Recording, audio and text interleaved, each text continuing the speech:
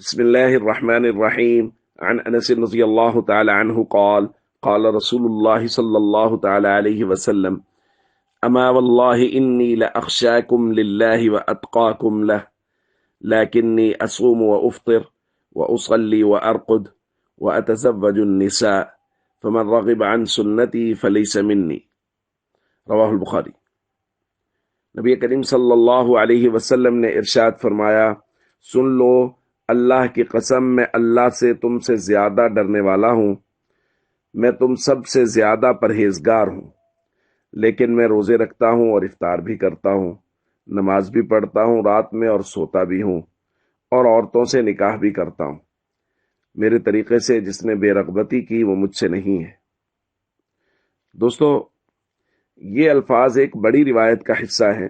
حضرت انس رضی اللہ تعالیٰ عنہ فرماتے ہیں، جاء ثلاثۃ رہط الی بیوت ازواج النبی صلی اللہ علیہ وسلم، کہ تین لوگ نبی کریم صلی اللہ علیہ وسلم کی ازواج مطہرات میں سے بعض کے گھر کی طرف گئے، یسألون عن عبادت النبی صلی اللہ علیہ وسلم، اور وہ نبی کریم صلی اللہ علیہ وسلم کی عبادت کے متعلق پوچھتے کہ نبی پاک صلی اللہ علیہ وسلم روزے کیسے رکھتے ہیں، رات کو نماز کتنی پڑھتے ہیں، وہ تفصیلات پوچھ رہے تھے۔ جب ان کو بتایا گیا تو ان کو یہ لگا کہ نبی پاک صلی اللہ علیہ وسلم تو بلند مرتبہ کے مالک ہیں، اس لیے وہ کم عبادت کرتے ہیں، امت کی سہولت بھی پیش نظر ہے۔ تو انہوں نے کہا، این نحن من النبی صلی اللہ علیہ وسلم، ہم کہاں اور نبی پاک صلی اللہ علیہ وسلم کا عالی مرتبہ کہاں، لہٰذا ہم حضور علیہ الصلوۃ والسلام سے زیادہ عبادت کرنے کی کوشش کریں گے، کہ حضور علیہ الصلوۃ والسلام تو امت کی سہولت کو پیش نظر رکھتے ہیں۔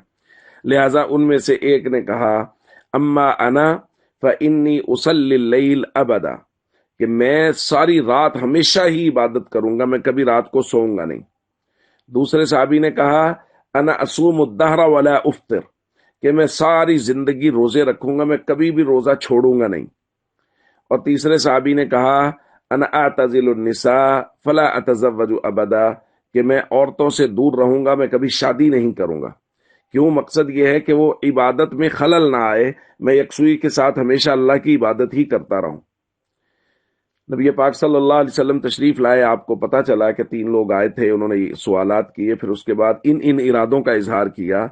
تو حضور علیہ الصلوۃ والسلام نے مجلس میں آ کے پوچھا، انتم الذین قلتم کذا وکذا، تم وہ لوگ ہو جنہوں نے یہ بات کہی ہے کہ رات کو سوئیں گے، ایک نے کہا رات کو سوؤں گا نہیں، ایک نے کہا ساری زندگی روزے رکھوں گا، کبھی روزہ نہیں چھوڑوں گا، ایک نے کہا عورتوں سے الگ رہوں گا تاکہ عبادت میں یکسوئی رہے۔ تو انہوں نے کہا جی ہاں۔ تو اس وقت نبی کریم صلی اللہ علیہ وسلم یہ الفاظ ارشاد فرمائے جو آج ہم نے روایت میں پڑھے، کہ میں سب سے زیادہ متقی اور پرہیزگار ہوں، اللہ سے ڈرنے والا ہوں، لیکن میں روزے بھی رکھتا ہوں، افطار بھی کرتا ہوں، میں رات کو نماز بھی پڑھتا ہوں، رات کو سوتا بھی ہوں، میں شادی بھی کرتا ہوں۔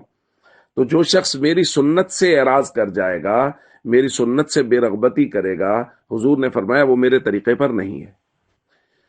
تو دوستو، اس روایت سے یہ بات بہت وضاحت سے معلوم ہو رہی ہے کہ دین پر صرف نیکی کرنا وہ کافی نہیں ہے۔ نماز پڑھنا ایک نیکی ہے، ساری ساری رات نماز پڑھنا، روزہ رکھنا ایک نیکی ہے، بلکہ ضروری ہے کہ وہ نیکی نبی کریم صلی اللہ علیہ وسلم کے مبارک طریقے کے مطابق ہو۔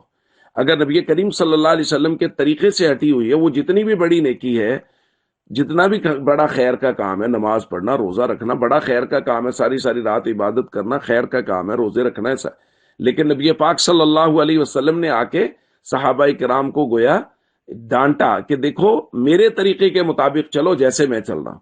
تو ہم سب کو چاہیے ہم دین پر ویسے عمل کریں جیسا کہ نبی کریم صلی اللہ علیہ وسلم نے ہمیں سکھایا ہے۔ السلام علیکم ورحمۃ اللہ وبرکاتہ۔